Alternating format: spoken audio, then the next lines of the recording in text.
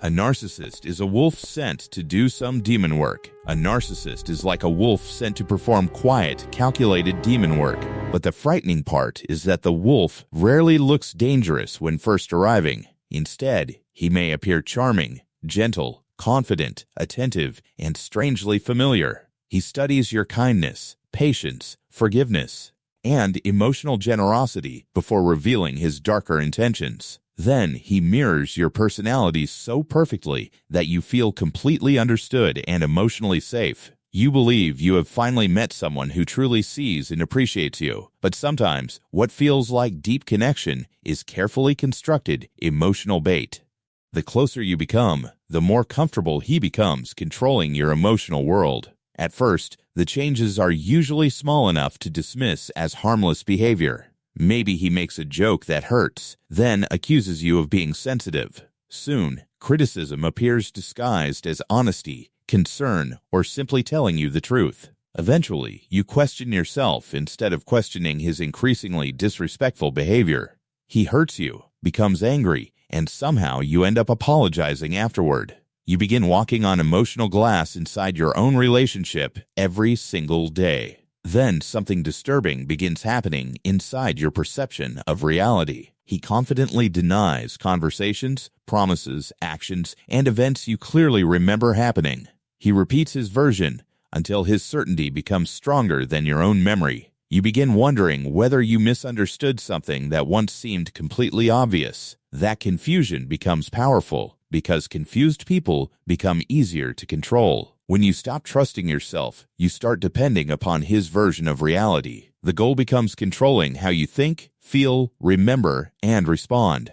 Then comes isolation, often disguised as concern, jealousy, protection, or relationship loyalty. He may criticize your friends until spending time with them feels emotionally exhausting. Eventually, the people who supported you may feel strangely far away, and when your support system disappears, his influence becomes much stronger. But whenever you finally begin pulling away, something unexpected can happen. Suddenly, the cold person becomes affectionate, apologetic, romantic, and emotionally available again.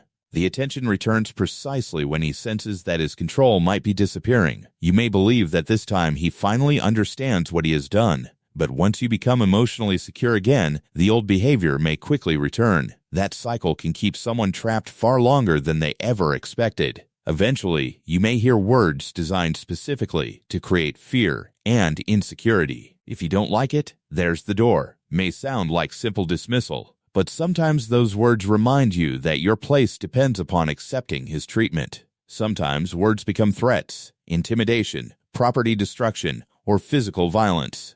When violence appears, the situation has crossed a serious boundary, requiring immediate attention. No relationship problem justifies physical abuse, intimidation, threats, or deliberate fear. You may spend years explaining yourself to someone who never intended understanding.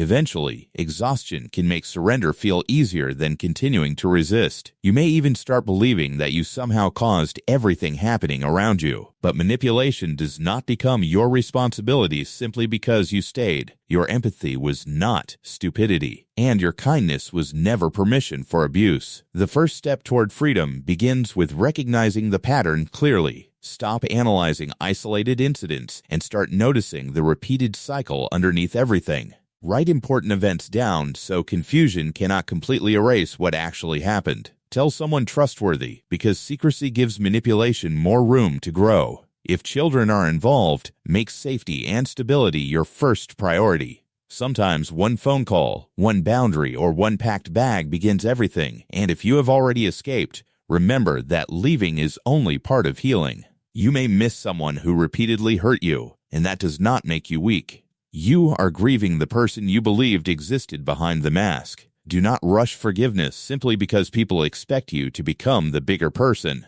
Forgiveness should never require sacrificing your boundaries, dignity, safety, or peace.